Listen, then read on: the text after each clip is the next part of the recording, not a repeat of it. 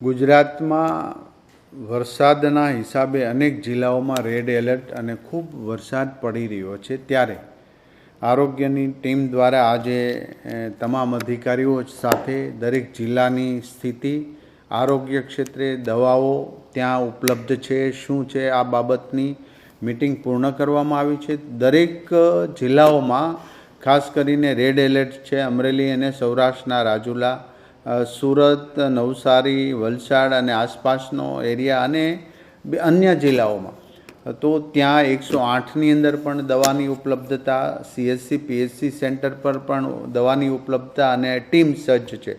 આ બધી જ બાબતો ગંભીરતાપૂર્વક રાજ્ય સરકારે લઈ અને ઘટતી સૂચના આપી દેવામાં આવી છે।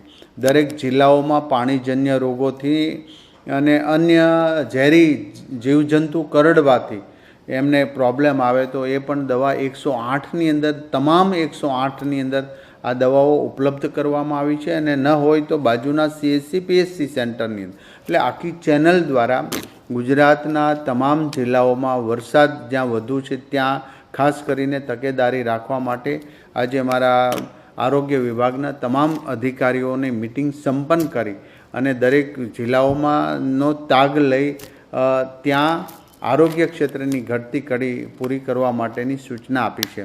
હાલ પ્રમાણે કોઈ પણ પ્રકારની એવી કોઈ ગંભીર બાબત છે જ નહીં।